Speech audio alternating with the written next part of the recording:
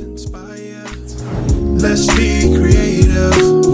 Let us uplift people and give them hope. So let's explore and give opportunities. So let us publish our dreams. So reach out to Dust's Crown. Yeah, publishing. Dust's Crown. Publishing.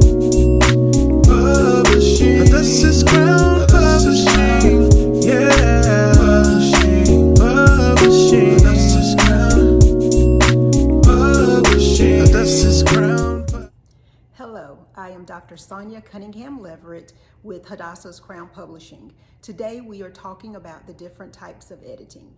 So there's a tremendous difference between editing and proofreading. Proofreading is basically what you do at the very end after lots of edits have been done to your manuscript. So the first type of editing we like to talk about is the structural edit.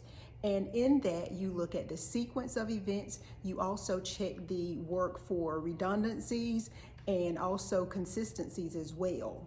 Now, then there's also the developmental edit where you give feedback to someone based on these same principles that I just mentioned in the structural edit. When again, you're working and looking at just how it's set up.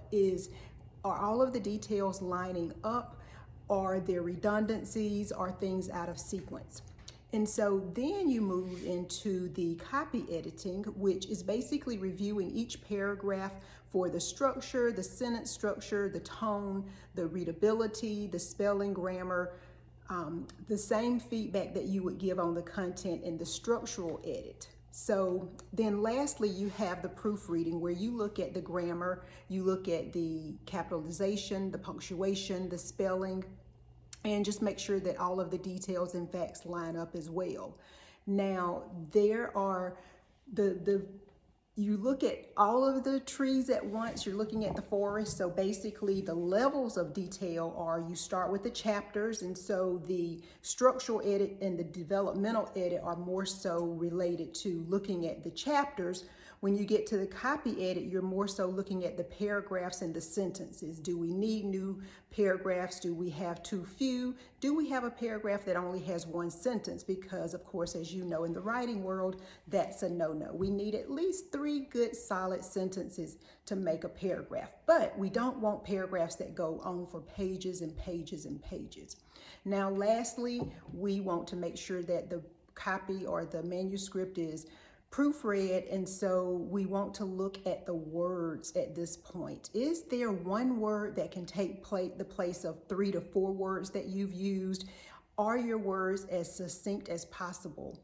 Do you start every paragraph with so or then? Are those repeated often? So that's not what you want. You want different words flowing, and you want larger words taking the place of lots of smaller words.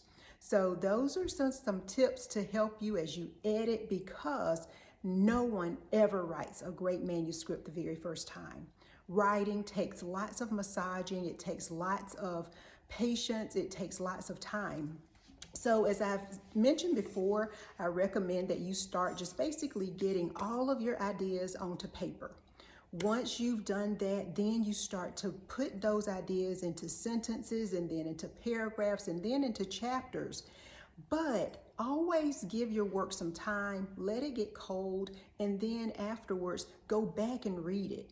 And when you've gotten it all in the form that you think you want it in, let it get really cold, and then approach it from someone else's viewpoint.